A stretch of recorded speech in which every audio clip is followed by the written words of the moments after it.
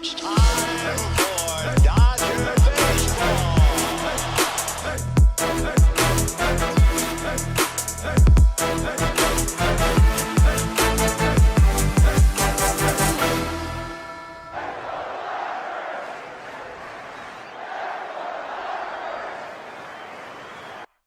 What's going on, Dodgers Nation? Doug McCain here. You can follow me on Twitter and Instagram at DMac_LA. Welcome to the Dodgers Nation post-game show. Your boys in blue, they get the dub 7-1. They sweep Chicago, and the Dodgers, they look like the best team in all of Major League Baseball. They improved their record to 19-7. They've won 6 games in a row now, and during that stretch, they're outscoring opponents 38-8. So the boys in blue, they're on a roll. We're going to break down this entire game. Thanks for rocking with us. Happy Mother's Day to all the mothers out there. But thanks for rocking with us, guys. And if you guys want to give a shout out to your mom down below in the comment section, definitely do that, and we'll definitely get that shout out. But first of all, what are your big takeaways from the Dodgers 7-1 win over Chicago? What'd you think about Walker Buehler's outing? What are your thoughts on Mookie Betts? It was another big night for Marcus Lynn Betts. He goes 2 for 5. He extends his hitting streak to 9 games. It's the longest current active winning streak. And then how about Walker Buehler? He is the true ace of this staff. You could probably make a case for Clayton Kershaw as well, but Walker Buehler, another big night for Butane. And the Dodgers starting pitchers, they've been absolutely fantastic. Dodgers starting pitchers have allowed 2 earned runs or less in 15 straight games. They've been carrying this team. We've seen some hot and cold, some boomer bust from this Dodgers offense, but the starting pitching has remained steady as well as the bullpen. But I'm going to give you guys my big takeaways. We're going to break down this entire game. But first, let me know where you're representing Dodgers Nation from tonight. Give me those city zip codes down below in the comment section. What were your thoughts on the games? What do you think about Wilson Contreras giving Max Muncy a little cup check there on that wild pitch there? I mean, that was pretty interesting. But let's jump right down below into the comment section. My man Anthony Keene. By the way, I checked out that podcast, but the Kendrick Lamar, the Dissect podcast. Man, that thing is fire. I'm like addicted. But I dig how the slow starters are catching fire. Yes, that's a great takeaway for sure. I mean, you're seeing tonight, I mean, Freddie Freeman goes 2 for 4. He's been great all season long. The top of the order now, it's stacked. I think Trey Turner, he goes 0 for 4 tonight. He grounded that double play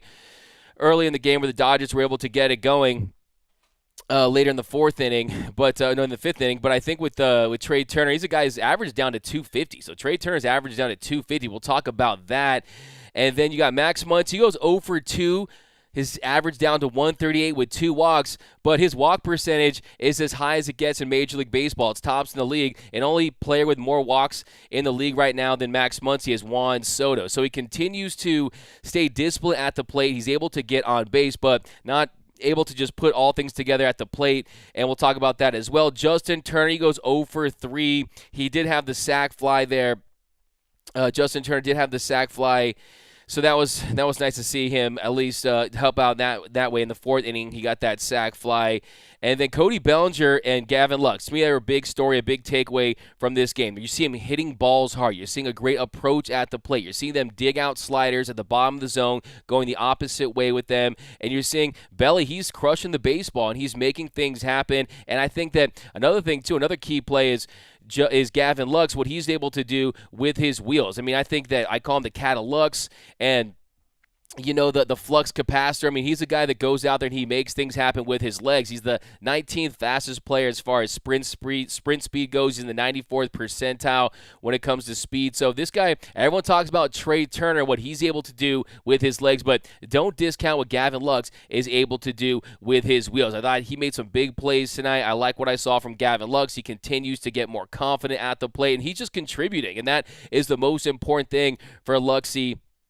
And you saw that tonight. And then, like I said, the bottom of the order, Chris Taylor's definitely going through a slump. We'll talk about that. He goes 0 for 4 tonight, and the strikeouts are becoming a problem for him. But Gavin Lux, he goes 2 for 3, had the walk, 2 for 3 at the walk, and then Cody Bellinger, he goes 3 for 4, and he's also able to get that RBI. So that's definitely big. I mean, Cody Bellinger, you saw in the 4th inning, he reached on that infield single to second, scoring Will Smith. And I love what I'm seeing with Cody Bellinger. He's got so much range. What have I said for years? I said that water covers 70% of the earth. The other 30% is Cody Bellinger. He has so much range, more range than Mariah Carey and Robin Williams combined. I mean, you love to see it. But here we go. Juice Narrows. Doug, can you have them put Piensa Azul t-shirt back on the Dodgers Nation store? Thanks. Hey, Juice, I mean, you know I love this shirt. I mean, it's a fire shirt. And of all the ones I've always worn, I mean, this one tends to get the most compliments. So I'll definitely I know some people who know some people that make t-shirts, so we'll definitely put a word in for this shirt for you, my man Juice. But we got the 909 Gerald in the house. We got Philip Gomez, Texas, the 79412. David P. from Albuquerque, New Mexico. If the Dodgers move here, I will know 10 guys that would go to every game. Hey, man. Hey, Dodgers travel, man. You saw that again. I mean, late in the game, let's go Dodgers. Yesterday, Freddie. I mean, you saw the blue in the stands. I don't think it was for the Cubs. I think it was Dodger blue. What I've been saying is that the Dodgers really have 162 home games a year with the way they're able to travel. The Dodgers fan base, they're in a class all by themselves right now. But we got the BC Dodgers beating teams by average of nearly 3 runs per game. League average is only 4. It's a great point, BC. That's why I call it the big blue wrecking crew. You see what this Dodger team is able to do offensively. I think that was a big takeaway too. We saw them slug. Yesterday they win the game with just 3 hits. Freddie Freeman gets a hit, and then Mookie Betts has the double, and he has the home run. He gets 5 RBIs, and then you saw on the first game of the doubleheader they go 11 for 36. They get 2 doubles. They have the Barnes blast. But tonight you saw it was death by paper cuts again. They get 2 in the 4th, 2 in the 5th. They get 1 in the 7th, 2 in the 9th. So they didn't have that big explosive 3-run inning, but tonight what the Dodgers were able to do, 10 for 34 on the night, just 1 extra base hit, the Freddie Freeman double. So the Freddie Freeman double there late in the game, and other than that, a lot of singles, a lot of sacrifice bunts. Sacrifice flies. We see able to score on that the double play with Trey Turner. I think that it's you see what this team does. I mean, they don't expand the zone, they don't chase, and they wear pitchers out. And this Dodger team, they're so disciplined at the plate, and they're still not firing at all cylinders. There's definitely a hole in that lineup with Max Muncy and Justin Turner. They're just still figuring things out. I mean, Max Muncy, he's still coming off that UCL injury. He's still trying to find his swing. I think when you look at the finish of his swing, the power is just not quite there. But I think he's going to start figuring things out because he's hitting some balls hard. Justin Turner definitely is a concern, and I think for him it's a rhythm thing, a timing thing. And I think that just to say it's about father of time and that he's getting old, I think that's a lazy take. I truly do. Yes, he's 37 years old. Yes, he's long in the tooth. There's no question about it. But just this time last year, he was going crazy in the month of April. So I still think that Justin Turner can contribute to this team. I think for now, you want to keep him down in that order, allow him to figure out that swing, and you want to play him at DH until he can find a rhythm and get the timing back with that swing, because you see him do some things opening up his stance, and I think that, look, when you have that leg kick that he has, it can complicate things, and when his timing is off with that leg kick, you see him fall into some slumps. But I think Justin Turner is going to get right. I think it's far too early to write him off. Stick with Turner. He's going to find a way to contribute. But look, what did I say last week? I mean, Will Smith, I think excuse me, he goes 1 for 5 tonight, and I think that you continue with him as your cleanup hitter. I said that before they made that move. I said we got to have Will Smith there in the cleanup spot because he's ready to make that move, and he's ready to really have that role and that responsibility for this team. But here we go back to the comment section. Who do you think should be batting cleanup for the Dodgers? I'm going to ask you guys that down below. Who is your player of the game? I think you got some nice options. I think Walker Buehler. We're going to get into his outing here so I could drink some water real quick. Oh, man. Also, there's no way to celebrate a big Dodger win with a nice, cold CZ, Coke Zero. But here we go.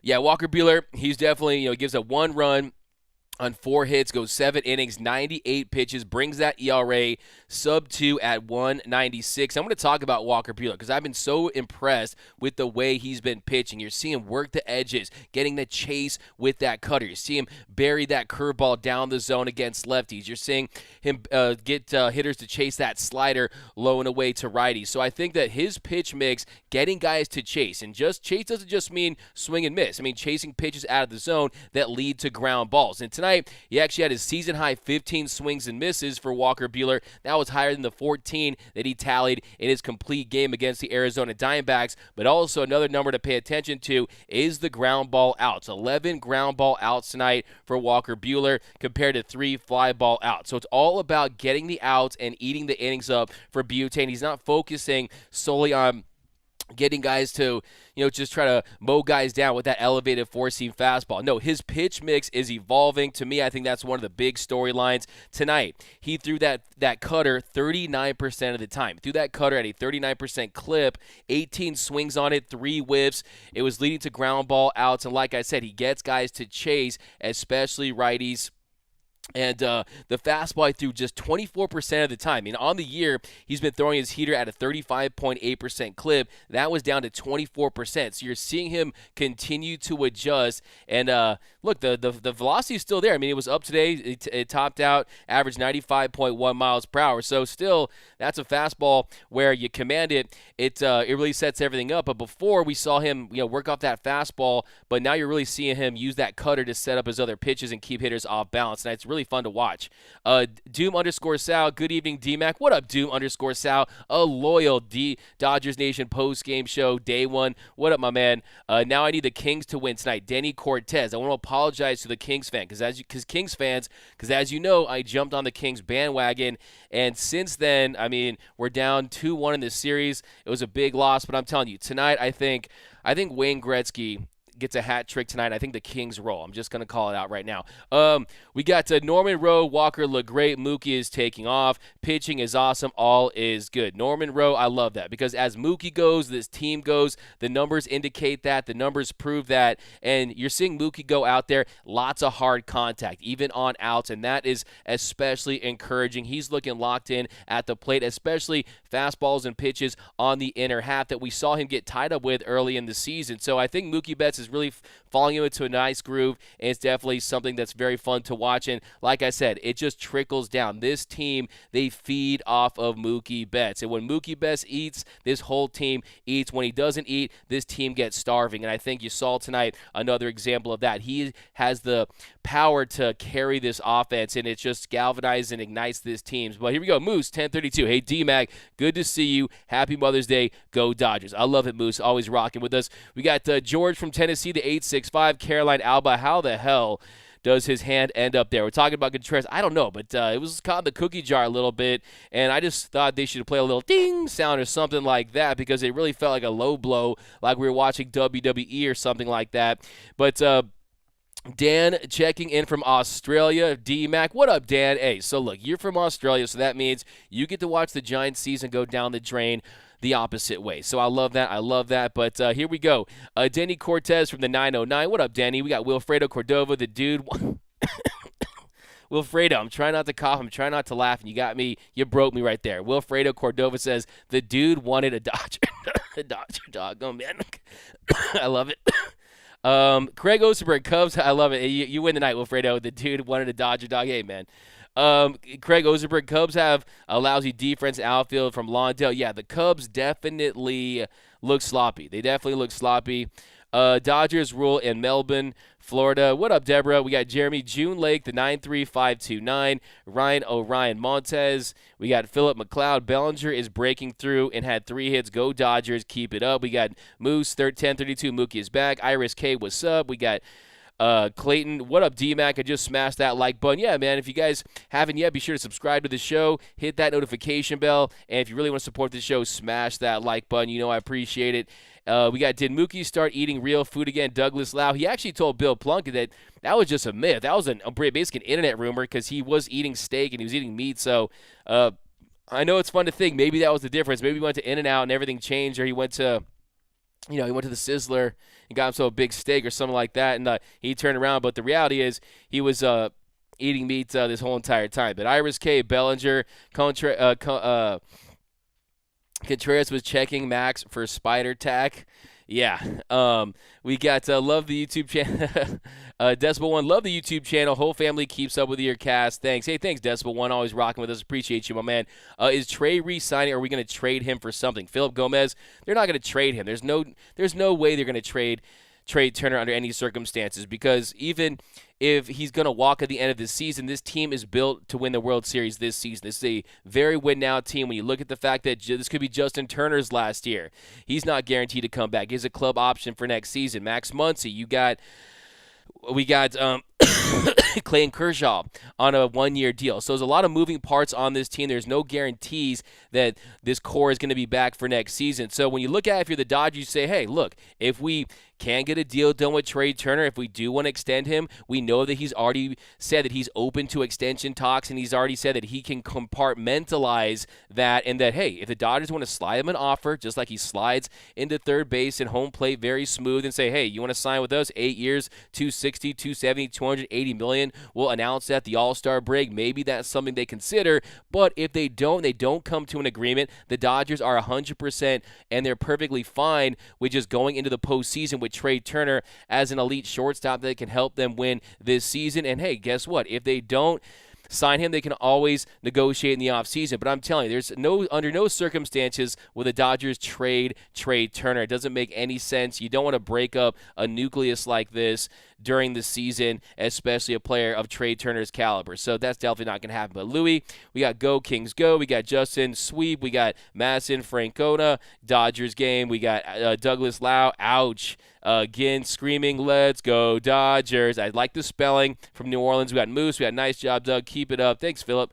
Iris K, I like Suzuki. Yeah, I really do. I mean, you guys know what I said in the offseason. Say yes to Seiya Suzuki. And he's a player that I thought, hey, if you watch some of the stuff I did early in the year, early in the free agency, I said, hey, Dodgers might want to trade A.J. Pollock and make room to sign Seiya Suzuki, because this was before they had signed Chris Taylor. I'm telling you, the guy is a star. He's a great hitter. I think he's a great personality as well. We learned that tonight. I love you, Trout, and all that stuff. So, yeah, I'm a big fan of Seiya Suzuki. It's going to be fun to watch him in the game. Game needs as many stars as they can get, and I think, he's going to be big for the Cubs. But Juice Narrows, I like this question. Do we move JT to 8th or 9th in the lineup at this point? I think, look, you have to consider the sweat equity, the loyalty that Dave Roberts has for Justin Turner. He has been the glue guy. I've said he's the milk to the Dodgers cereal in the past, and he's a guy that has been the heart and soul of this Dodgers team. He's a clubhouse leader. I'm telling you, if you hang out in the Dodgers clubhouse, he's a guy that really everyone gravitates to. But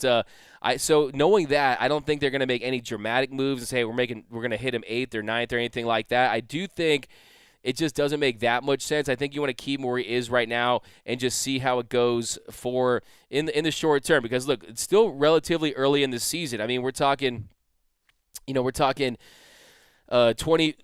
games into the season. So I mean, anything can happen at this point. I think things can turn around for Justin Turner. But yeah, it has not been pretty. His average down to 174. After tonight's 0-for-3. Did get the sac fly. You saw him hit his first home run last week. So, I mean, he is starting to show some signs of life at the plate.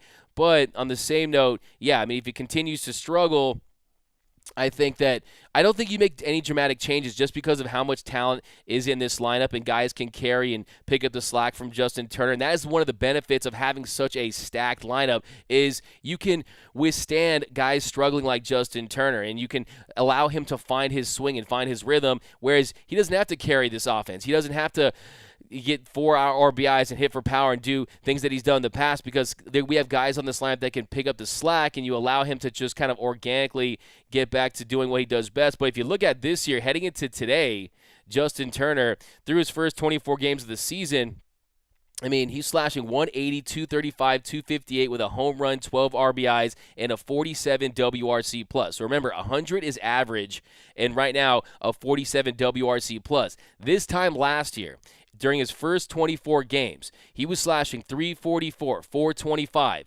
622, had 6 home runs, 20 RBIs, and a 177 WRC plus. So like I said, I still believe in JT, but you guys know I bring my facts to the fight, and the numbers say right now that he's definitely struggling. And yeah, here we go. Matthew, the team is adjusting to the dead ball. Get the ball in play and get on base any way you can. Yeah, I definitely think you're seeing that. I mean, look, you're going to see offense pick up, especially when you're going to see the roster size go down to 13 pitchers. You're going to see it heat up, so that's going to help the ball travel more. But the ball is dying. We saw it today. Freddie Freeman, Max Muncy. I mean, there were some warning track balls. Like I said, I think it's going to be special. The warning track derby this summer. But teams are going to adjust, and you're seeing the bottom of the lineup. I think the approach of Gavin Lux, the approach of Cody Bellinger. I think you're seeing the trickle-down effect of Freddie Freeman's approach, the simplicity that he has at the plate, hitting to all fields, letting the ball get deep in the zone and just kind of driving it, and contact is king, and we know that, and I think that's what we're going to see moving forward. And I think that these players realize that, hey, it's just about getting the bat on the ball, and good things will happen. We saw that on multiple occasions tonight. I mean, let's talk about tonight's game. We get to talk about I want to talk about the bottom of the first inning, though. I want to talk about the bottom of the first inning because, look, as great as Walker Buehler pitched, I mean, there was a really freak play early on that led to that run, but people still watch hockey from Rome 33. We got could put Cody in the cleanup spot, go blue, Darren. I mean, before the season started, that was my lineup, having Cody back in that cleanup spot, hoping that he was playing like all-star or MVP. Not even MVP. I think it's unrealistic at this point. I mean, let's take it step by step. But I think that the real Belly Evers knew that he has the potential to do that. But going to get Beuhler player of the game from Anthony King. We got Go Kings Go. We got Walker Buehler player of the game. CT3 strikes out too much for my liking. Yeah, the strikeouts have been a problem for Chris Taylor. I mean, so heading into today, his last 13 games, Chris Taylor, a 706 OPS and 21 strikeouts in 44 at-bats. So 21 strikeouts in 44 at-bats heading into tonight's action. And, yeah, you're seeing him swing and miss quite a bit and go down. Like in tonight, Chris Taylor, yeah, you're seeing the strikeouts become an issue. But I think when it comes to Chris Taylor, he's a guy that he'll pick it up. I mean, he's going to pick it up, and that's just kind of a part of his game. You kind of have to live with that when it comes to Chris Taylor. I mean, he's a guy that, look, it's a boomer bust swing at times. It's a violent swing. Has the leg kick. It's ferocious at times. So, I mean, look, that's how he kind of changed his game, was able to elevate the ball and launch the ball. And it's a part of that is the swing that he has. So, I mean, you really can't – you got to take the good with the bad, but hopefully you just kind of have to minimize the swing and miss with Chris Taylor and try to reduce those strikeouts. But yeah, I think if you're the Dodgers, he does so many different things on the base pass defensively. I mean, he's gonna be fine. But here we go. 1 second, guys. But yeah, back down below, we got CT3 needs a day off or two. The full-time job might be wearing on them. That's an interesting take. I think if when Chris Taylor, I mean, we thought that, look, what makes him special, what makes him valuable is that he's the human Swiss Army knife. He can play infield, middle infield, he can play outfield, he can play some third, play the corner spot, center. But when you stick him in one spot and he's become like an everyday player in that spot, it's a different mentality. But I think that it should really kind of keep things a little more balanced for him at the plate in the long run. But it's just a matter of for Chris Taylor, I mean, tonight he ends up with the 3 strikeouts. So 3 strikeouts. So that's a total of 3 strikeouts. So yeah, I mean, that's quite a bit of strikeouts for Chris Taylor. So I mean, tonight I think he's a guy that's been frustrating at the plate, but he's going to pick it up, and I think that he's another guy that, look, I mean, Bellinger, Taylor, and Lux, they're not all going to stay hot at the same time. So you want to try to minimize those cold streaks. And right now you got 2 of the 3 in Bellinger and Lux that are still continuing to play well. And Bellinger's really picked it up. Guy that averaged up to 223. He's a guy that was slumping not too long ago as well. I mean, he had the 0 for 15 slump. So Gavin Lux, that's just the ebbs and flows of a baseball season. And you just know that that is something that, it seems like every week there's a player that's slumping and they pick it up. And then this week, hopefully Chris Taylor, Max Muncy, and Justin Turner can really start to get it going. But I think they're going to be fine. But here we go. Dodgers fan from Kentucky, go blue. Cody hitting, and Mookie and Mr. Solid Freeman. Justin Kim 2000, DMAC 562 area code. Snap into a phlegm gem, DMAC. Yeah, put your arms up. Yeah, dude, no, just got a little cough here. Stan the Rams fan, what's the King situation? Doug, you going to see the Dodgers in Phoenix for Memorial Day weekend? I might. Mr. Classic, Dodgers need to rest because tomorrow night the Pirates will be tiring. Yeah, D-Mac crush a couple Modelos for that cough, pound for pound. I definitely will. A couple Modelos after this for sure. Strider, D-Mac, it was great to see Mookie come alive in this series against the Cubs. Also, props to Bellinger for hitting an RBI on a lefty. Yeah, he got 2 of those base hits, did come off of lefties tonight. That definitely was something very encouraging. But I think we should have Dansby Swanson. Yeah, his offense is just kind of plummeted. I mean, he's definitely defensively pretty solid, but I don't know. My man needs a Ricola, Kyle.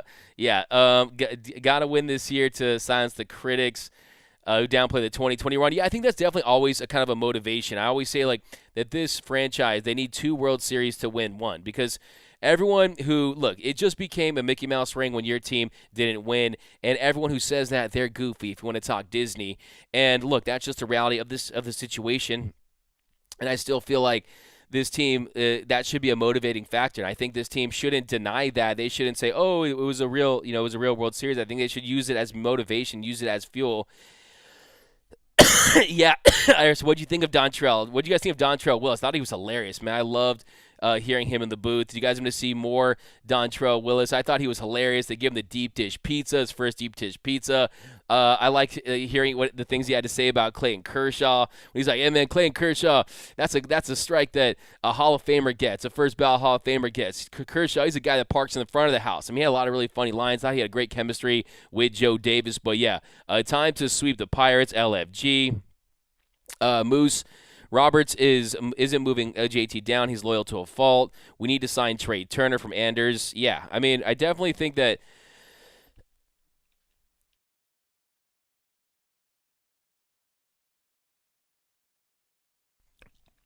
this team is going to try to make an effort to re-sign Trey Turner, but I also think that they're not just going to throw out, 5, 6, 7, $200+ million contracts, and they're going to slow play the Trey Turner thing just a little bit. So I think that they're going to keep their eyes on Gavin Lux this season, how well he looks at the plate, knowing that they could just put him in the shortstop spot, and then also Trey Turner, see how he looks, see how he follows up winning the batting crown last year. How does he perform in the playoffs? How does he gel within this Dodgers dugout? Because, look, I think it feels to me that Dodger fans almost are a little bit detached with Trey Turner because it almost feels like they're a little afraid to commit to him, knowing that he could walk at the end of this year. It's almost like, hey, you don't want to get too attached because you don't want him to break your heart, and you kind of see a little bit of a disconnect with Trey Turner versus a Mookie Betts, where we hear the Mookie chants, or Freddie Freeman with the Freddie chants, because we know they're going to be Dodgers for a long time. But what do you guys think about that? Strider D-Mac will figure it out. Strider D-Mac JT will figure it out. It's not how you start, but it's all about if you can finish the season strong. Yeah, I agree. Ryan, Doug, do you think the Mets are a threat? They're the first team to reach 20 wins this season, or do you think they'll collapse? I definitely think that this Mets team, they're playing very well. I love the signing of Starling Marte. I think Max Scherzer, we know if he stays healthy, he's going to be a dog.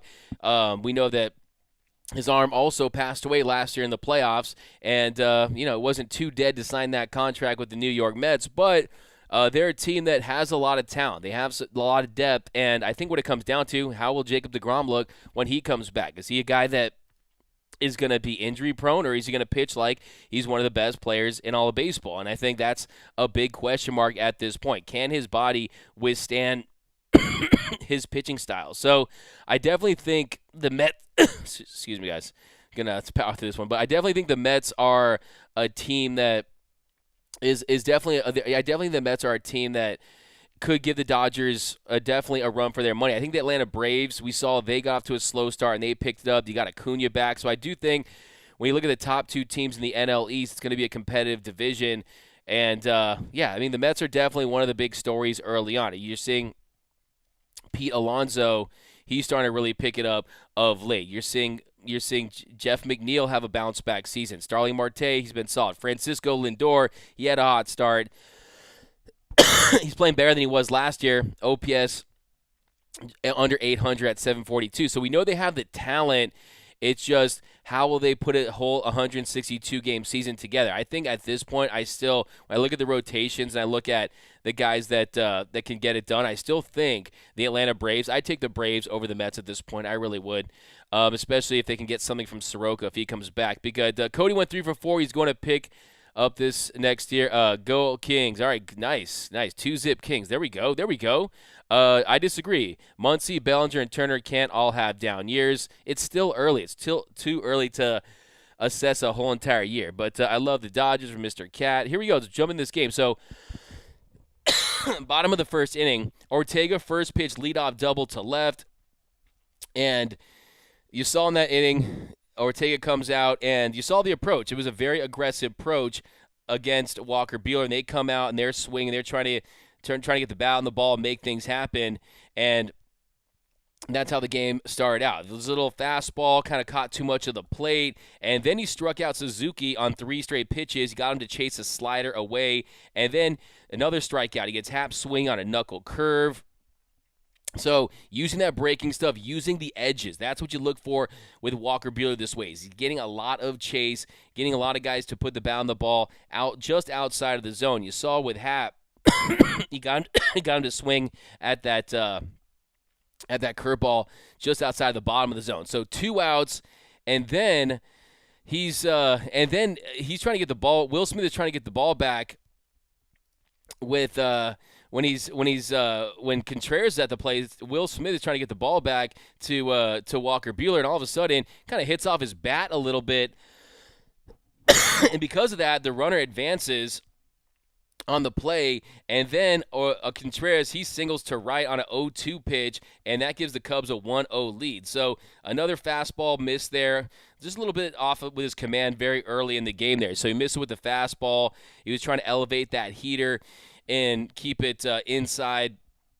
He kind of left it middle in there, and Contreras, he gets a single. But, hey, that run shouldn't have scored because I think it was a little bit of an interference from Contreras there that made it difficult for Will Smith to get a clean exchange and throw it back to Walker Buehler on the mound, which allowed Ortega to advance there. So they get 1 run on 1 hit. They strike first blood. To me, I think that should have been interference on Contreras. And then you jump to the top of the 4th inning. That's when this Dodgers offense, they got going. So Freddie Freeman, he flied to left for the first out. Then Trey Turner, he draws a 1-out walk. And then Will Smith, he reaches on an infield single to the pitcher, and he hit a rocket. I mean, that was a really hot shot off the bat, goes off of Steele's gloves. It bounced, and everyone was safe. That set the Dodgers up with runners on first and second and 1 out. And then Max Muncy, he drew a walk. And like I said, I don't know what happened on that play, but my man earlier, Wilfredo Aldova, said he wanted a Dodger dog, but he kind of gave him the low blow there. He was kind of feeling that for a second, but was still able to draw that walk, Max Muncy. And then with the bases loaded, 1 out, Justin Turner at the plate on a 3-1 count. He flies to right, gets a sac fly. Trey Turner tags up and scores on the play, making it 1-1. And then with runners on the corners, 2 outs, Cody Bellinger, he hits one up the middle. Madrigal, he makes a sliding backhand stop, but he didn't have a lot on the throw. He airmails it. He airmails Rivas at first, and that scores Smith to make it 2-1. So nice attempt, but Bellinger, he's got wheels out of the box. Didn't have enough on the throw. Dodgers take the lead at 2-1, and then Belly, he reaches on that. And then Taylor, he struck out swinging on a curveball. So Dodgers get 2 runs on 2 hits and take a 2-1 lead there in the 4th inning. And then jump to the top of the 5th inning. Well, let's jump back in the comments section. We'll keep breaking down this game.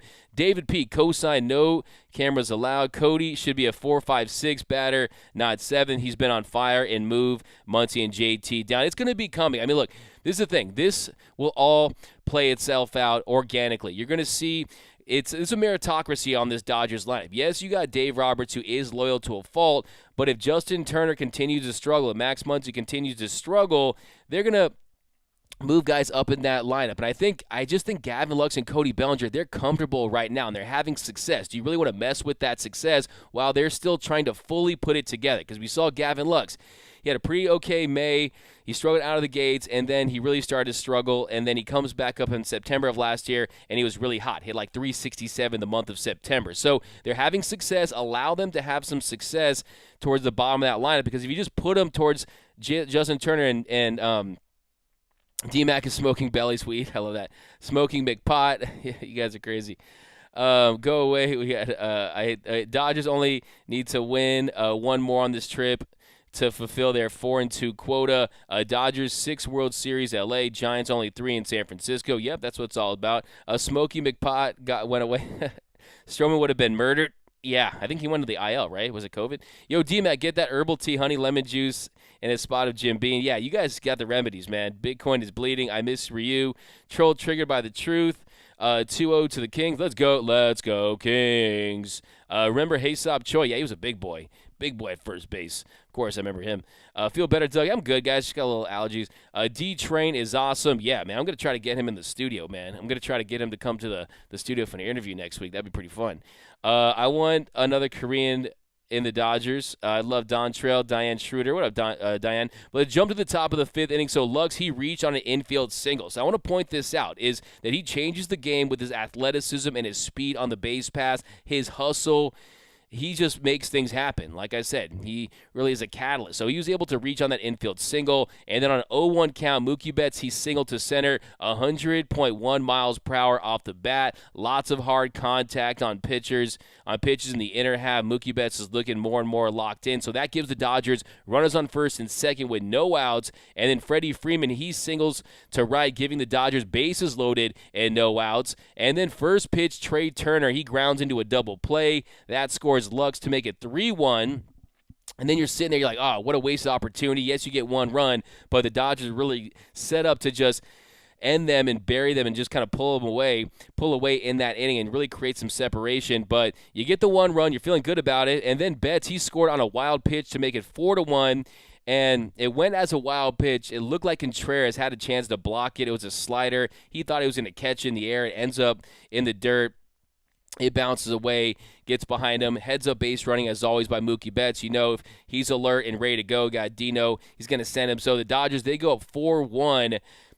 And, yeah, they did squander probably an opportunity to potentially score more runs, but you'll take 2 there. Will Smith, he ends up striking out. So Dodgers get 2 runs on 3 hits. And like I said, what made that inning, the difference in that inning, was Gavin Lux hustling down the line. So then we jump to the top of the 7th inning. Top of the 7th inning, the Dodgers, they continue the scoring. And like I said, it was balanced scoring. You didn't have the explosive innings, but you had the innings throughout where where they were able to put up multiple runs. So let's jump to that 7th inning where the Dodgers were able to continue the scoring. So you got Gavin Lux. He draws the leadoff walk. Like I said, the best thing about this Dodgers offense is they are committed to play discipline. When they're having trouble, it's when they're expanding the zone and they're wearing pitchers out and they take their walks. Lux gets the leadoff walk, and then Mookie Betts, he gets the single. He follows it up with another single. This one on a slider, bottom of the zone. Another single for Betts. So I do like that 1-2 punch at the bottom of the lineup. Have Gavin Lux turn that lineup over to Mookie Betts. Because if Lux is staying consistent and Mookie Betts is playing like Mookie Betts, that is it feels almost like it's really gives this lineup a different element to it when Belly and Lux are really kind of setting up Mookie. So Mookie almost feels like a number 3 hitter in that spot, able to hit with runners on base if they're able to continue to have success. So, and then also Chris Taylor. So then Trey Turner, he grounded. Then Freddie Freeman, he follows it up with a sac fly to left, scoring Lux. That made it 5-1 Dodgers. And then Trey Turner, he grounded to first. Betts advanced to third. And then Will Smith, he flied to center. So the Dodgers, they get 1 run on 1 hit, take a 5-1 lead after the top of the 7th inning, and then jump into the top of the 9th. So I like Gavin Lux leading off innings with positive results. You're seeing walks, you're seeing singles. Gavin Lux starts the top of the 9th off on a 2-2 count. He singles, nice piece of hitting. He had a single, he had a sinker, bottom of the zone. And he just kind of goes with it to left. So really nice to keep his hands in, and he singles to left. And then Mookie, he flies to right for the first out. And then Freddie Freeman, he doubles to left center. Gavin Lux advances to third. And what a great piece of hitting there by Freddie Freeman. He just takes that changeup, outer half low and away, and just goes with it, man. It's just special. It's a treat to watch him at the plate. I'm telling you, such a clean hitter. He just commits to his approach, and he's one of the best hitters of his generation. You can see why each and every at bat, because he doesn't give away any at bats. He goes up there with every intention of trying to build. And you saw in this game. Look, it's the ninth inning. Dodgers already have a big lead. He goes up there and he gets a double. So after that, Trey Turney grounds into a fielder's choice to the short. Lux scored on the fielding error by Horner. And Freeman, he also scored on the error. That made it 7-1. So the Dodgers get a pair of runs thanks to that error by Horner. It was infield in. You had the contact play, and that ball just kind of eats him up, goes past him. And like it was said, it was a bad error. I mean, it was not a pretty error. Very sloppy defense from the Cubs this weekend. And then Smith, he grounded into a double play, and that ended the inning. With the Dodgers, they were up 7-1 at that point. They get 2 runs on 2 hits and 1 error there in the 7th inning. And then in the 9th inning, we saw a new face for the Dodgers. So if you don't know this, with the doubleheader, the Dodgers' extra man was Robbie Erlin. You saw him international pitching in Japan last season. So he's a guy that came in, had 1 punch out, goes 1 inning. Evan Phillips, a very efficient 8th inning. He 1 inning, had no strikeouts, but just 10 pitches. And I thought Erlin looked pretty good. I mean, 4 for 4 on first pitch strikes, was efficient. Walker Buehler, nice night for him. Kind of broke down his outing. But, yeah, guys, a couple more takes here, and then we'll let you guys head out of here, watch the rest of the Kings game. I'll drink the Jim Beam with the Ricola with the Modelo's, and we'll get right for tomorrow's game or Tuesday whenever we're going to be back. But, let's keep jumping back into the comments section. Angels in the postseason this year. Looking forward to seeing that. Angel, yeah, I mean, I'm not an Angels hater. I really am not. I mean, I'm not here going to call him Anna Slime or anything like that. I mean, I want to see Shohei and Mike Trout in the postseason. It's great for the game, and I'm all about baseball being as big as it possibly can be. Tanya, is this a hot take? Gavin Lux will be an all-star this year, and Cody B. It's a pretty hot take. I mean, when you consider where those guys were at last year, I mean, my hot take was that Cody Bellinger was going to win Comeback Player of the Year, but all-star with those two guys, I mean, anytime it's a first all-star appearance for Gavin Lux, considering the ups and downs of his career, considering the fact that he was touted as the top prospect in all of Major League Baseball, and he came in, was ever really able to get it going consistently enough, and you had some people out there saying he was going to be a bust, and you were also having people compare Cody Bellinger to Chris Davis as a player that was never going to get right. And I think that both those players, look, I mean, I think if Cody Bellinger can get close, his pedigree, his history, the fact that he is a former MVP and a former multi-time All-Star, that's going to play a factor, and that will help his case. And I think Gavin Lux, there's something about Gavin Lux. I mean, he's a popular player, and I think that he's going to have to put a little better numbers for sure, because there's a lot of All-Stars on this team. There's a lot of talent on this team. So, dude, you're the best. You're the best, Jay Silva. Just need to put a closure on why Contreras grab Muncie's gear shifter. Hey, man, like it was. I really want to know what the heck was going on there. I really hope they ask him what was going on that play, because yeah, I mean, just a little. It was kind of crazy to see. I mean, it was just like, dude, what exactly are you doing? I might have to break that down, just kind of fight out. And also, no Cup. He's a third baseman, so yeah, he was definitely a low blow there, and we're gonna have to kind of get to the bottom of it. But hey, he definitely was hurting, man. I mean, come on now. Here we go. We got back into. I'll see you guys. There we go. Oh, here we go. Seriously, Contreras caress Max's junk. Yeah.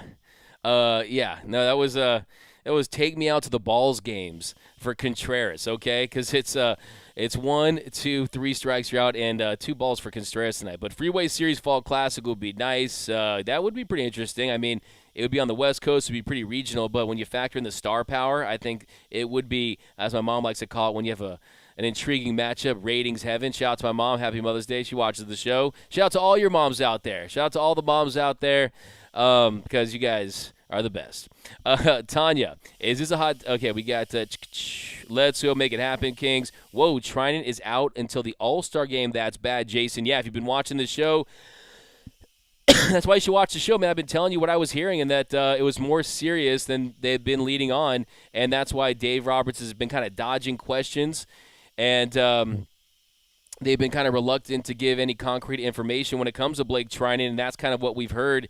And, so the good thing is they do have Tommy Kahnle, a guy that is coming back off that Tommy John, a guy that's looked filthy with that changeup. And I think Tommy Kahnle is a guy that has experience, of course, in those high-leverage situations, playing for a big-market team like the New York Yankees, and you got the Los Angeles Dodgers now. So the Dodgers have dudes, but Blake Trinan was the Dodgers' best reliever last year. He was a top 10 reliever at all of Major League Baseball, and there's no way to spin it. I mean, you lose a pitcher like Blake Trinan's caliber, a player of Blake Trinan's caliber, it's going to be a blow. And the good thing is they have the depth to really absorb that this year compared to last year. There's more depth, there's more arms in that bullpen. But look, he was just that high-leverage guy that could come out of the pen. It didn't matter what the situation was. He could get outs, and he could get the punch-outs, get the soft contact, get the fly-outs. But, you're going to need guys to step up. Brusdar Graterol is going to have to step up. I think Victor Gonzalez is another guy that his injury looks more serious than we had once thought was. So I think, it's going to be interesting to see how it plays out. We'll see. Will guys step up? Or, well, the Dodgers look to go and add someone because they know that in the postseason it really turns into a bullpen game.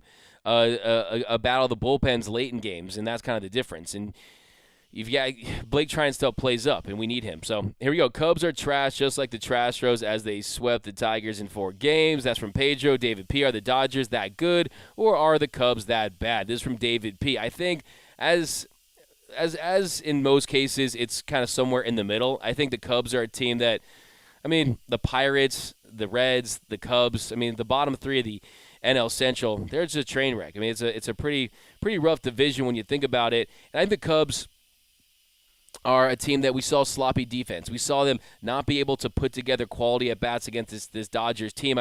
They end up scoring 3 runs in 3 games against the Dodgers. They were outscored like 20-3 in those 3 games. So when you look at the Dodgers, they have more clubs in the bag, like Dave Roberts likes to say. They have a more dynamic offense with Freddie Freeman, with more consistent bat-to-ball contact, and he can hit singles. And you're seeing, I think the overall approach of the team is just changing as we speak, right before our eyes, knowing that the dead ball is a thing. So I definitely think that the Dodgers are a really, really good team. I would hate to wake up and have to play the Dodgers because there is so much talent. D-Mac needs an Oscar for ignoring that cough. Hey, man, I tried. Where is Eric Gagne? Interesting. Eric Gagne he's still out and about, man. I think he did an interview with someone. Dodgers haven't begun to hit their full stride yet. Think about that. Jimmy Denson. Dodgers are beating out. The reason why, too, I think when you look at this Dodgers team is Tony Gonsolin, he's looked sharp. Tyler Anderson, what he's been able to do as a number 5 or 6 starter, which he was originally supposed to be, a guy that was a swingman from the bullpen and the starting rotation, but Julio Urias, he's looking like Julio Urias again. Very, very sharp. That curveball had nice depth to it, had the feel for it. The fastball command was on point. Walker Buehler, you're seeing him evolve. He's growing. He's growing every single start. It's something that's really pretty to see. Walker Buehler just maturing. I just love that. And then Clayton Kershaw, if he has the feel for that slider, he's greatness. So I think this Dodgers starting rotation is in a great spot, and I also know for a fact that they're going to look to add someone. I just know they will. They're going to add someone. They're going to add a starter at some point this season. You know they are. You and I both know they're going to make an attempt to add another starting pitcher, and then we'll see what happens with Blake Trinan. If he has to miss significant time, maybe they consider an elite reliever as well. D-Mac, have you ever been compared to Dane Cook from Jesus Ray Perez? Interesting. It's funny, actually. Back in the day, I'd laugh. I don't want to get into it, but yeah, Dane Cook's cool, man. MySpace,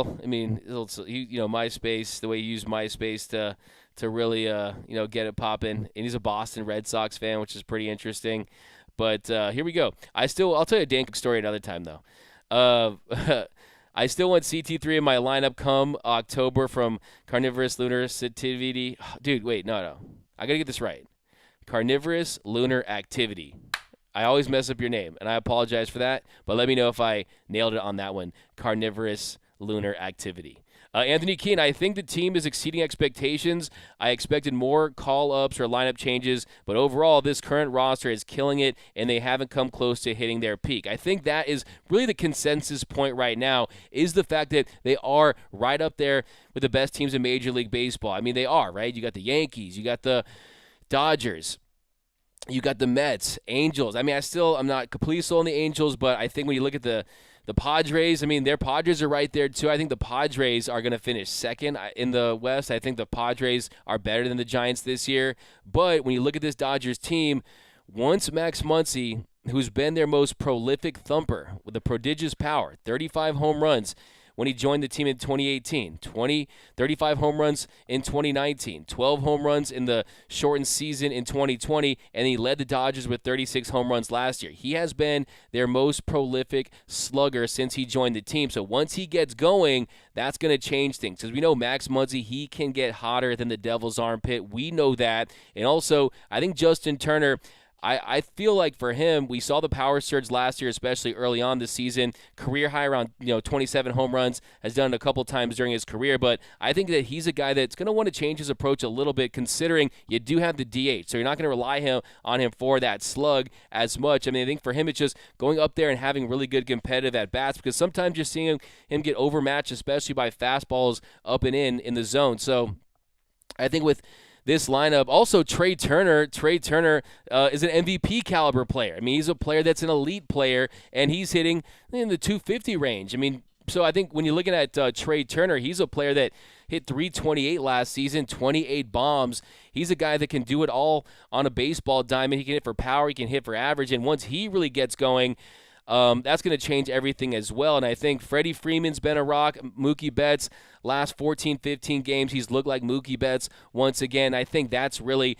the biggest development in this Dodgers offense. So when you look up and down this lineup, even Cody Bellinger's had his struggles of late. Guys are still trying to adjust to this dead ball. But, yeah, the thing is, the talent is there. And there's really no holes in this lineup when everyone is getting it going at the plate and they're firing on all cylinders. But you also have to give a lot of the credit to the starting pitching, and I think what we've seen from the starters, like I said, 15 straight starts, the starters haven't given up 2 runs or more. So, I mean, look at that. Look at those numbers. I mean, DMAC Order of Moscow Mule. Yeah, so to me, I definitely think that there's no question about that one, that the Dodgers are one of the best teams. I still think the Dodgers are the best team in baseball. I fully believe that right now. And I think that, look, every team has some question marks right now. I think Craig Kimbrell has had some command issues early in starts. But, look, I think he needs higher leverage situations, and he needs to go out there on shorter games. So, I mean, if he wants to look up at the scoreboard and kind of imagine it's a closer game just to get himself going and find a groove, and then he needs to do that. But pound for pound, DMAC, what football team do you like? Well, Anthony Keene knows I grew up as a Niners fan because I was a Jerry Rice guy, because my grandparents lived up in the Bay Area. And then, growing up in L.A., didn't have a team. So I was just like Rob Lowe. When Rob Lowe wore the NFL hat, I just watched the entire league. And I'm a big NFL fan. I just watched the entire league. But I kind of bandwagoned on the Rams, the Ramley. I kind of bandwagoned on the Ramley. I'm not going to sit here and act like I'm some like Rams day one or anything like that. But I'm LA all day. But like I said, honestly, man, like when Lamar was getting it going, I was like a Ravens fan for a couple years. Like, my NFL fandom is very complicated.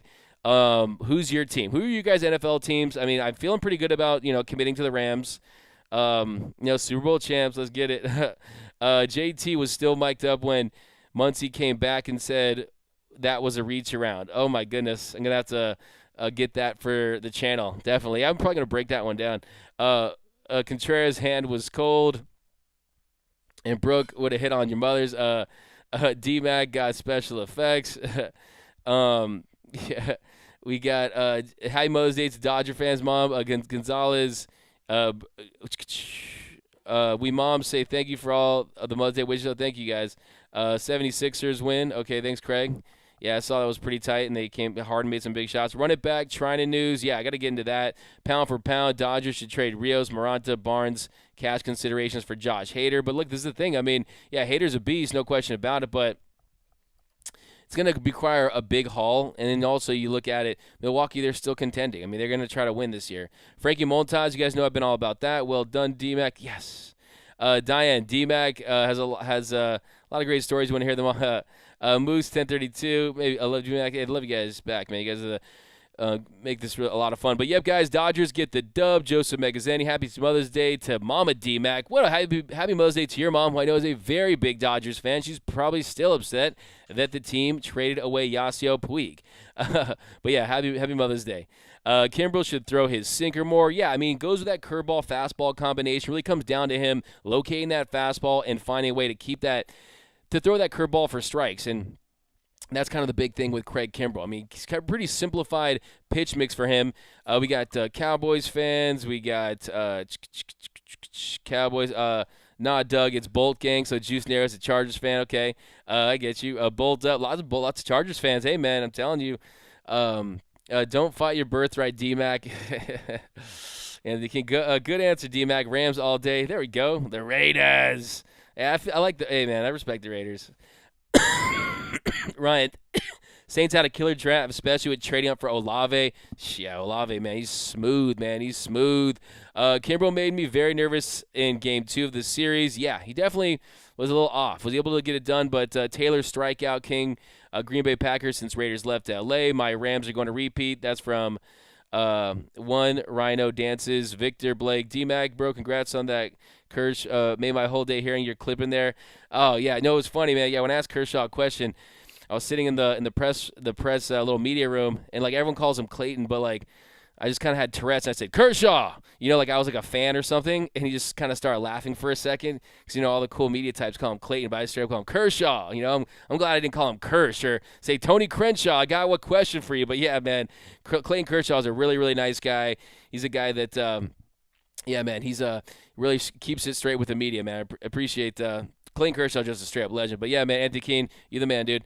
When is Eric Karros going to be in the booth again? It's a good question. I mean, look, I've seen who do you guys like better? Do you guys like Mendoza or Dontrelle Willis? Because, I mean, Jessica Mendoza has gotten some pretty good feedback. I mean, you see people out there really like her analysis. I mean, she knows the game. She definitely knows the game. I think she has great chemistry for Joe Davis. But I think one of my big takeaways is Joe Davis. You could put anyone with Joe Davis. Like, I mean, at this point, I want to see Joe Davis with Alex Rodriguez. I mean, I think he can make Alex Rodriguez tolerable. That's how good Joe Davis is at his job. But to me, I mean, Dontrelle Willis's energy, the D train, I just really liked it, man. I really like his takes on pitching and just kind of his experience in the league. I just really thought it was really awesome to hear Dontrelle Willis, man. He was so excited, so energetic. So I think they all bring something really cool to the table, something really different. I think what Eric Karros brings to the table is he was a Dodger. He was a Dodger for a long time. He was a great Dodger. I mean, he was one of the more popular Dodgers in the franchise history. So I think what Eric Karros brings is he brings kind of like that Dodger angle to it. Whereas Mendoza, she was affiliated with the Mets. You had Dontrelle Willis, of course, with the Marlins, Cubs. You got other teams, and I think that that's kind of the big thing with Eric Karros. So we'll see, because I mean they definitely hired a lot of talent. In the offseason. So the big takeaway also is, I mean, apparently we're just not going to see very much Oral Hershiser on the road. So, yeah, who do you guys like? I mean, you guys can rank them when it comes to Eric Karros, Dontrelle Willis, and Jessica Mendoza. Who do you guys like the best as the Dodgers road color commentator? Because I think they all have had pretty strong starts. I think I would rank it Dontrelle, then Jessica Mendoza, and then Eric Karros. I think, yeah, I mean, I just think, yeah, that's probably what I would go with. I mean, Eric EK is the man. I mean, he's third all time in Dodgers home runs. I mean, 270 career bombs. So, but I want to, yeah, we'll end on that one, and then, yeah, I'm gonna get healthy so I don't have to cough on this. We feel better from the allergy soon. Thanks, Jenny. Appreciate you as always. Just no Karros. That's from Moose. We got Ryan, Willis, Mendoza, Karros. Okay, yeah, that's me too.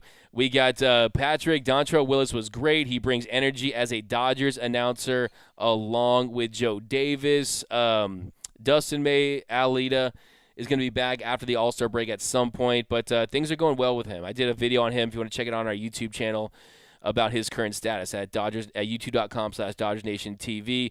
Nomar is a good commentator. Yeah, I love Nomar in the studio. He's definitely good too in the booth too. Yeah, feel better. Thanks, Diane. D-Train, Mendoza, and then EK. This is from Anthony Keene. Love EK, but he was a bit of an old man, get off my lawn vibe. Yeah, I know, Anthony Keene. I think you're spot on with that take for sure, especially when it came to a lot of the new tactics. You hear him talk about launch angle and this and that. Yeah, I think you're right. Joseph Magazine, you all right, man? I'm totally fine.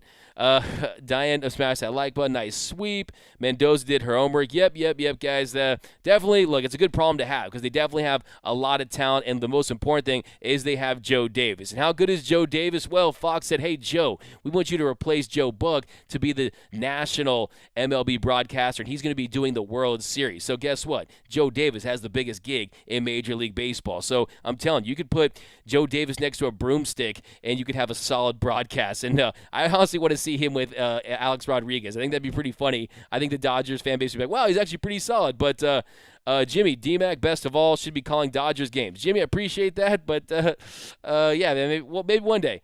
But yeah, thanks, guys. You guys are awesome, man. Appreciate you guys. Enjoy the rest of your Sunday. We'll see you guys next week. We're doing 3-4 shows next week. Like I said, we're doing double the amount of shows thanks to you guys because your fire takes. You guys bring it. Oh, by the way, I love that, Mike. I'm actually going to interview Jose Mota this week on the Spanish broadcast.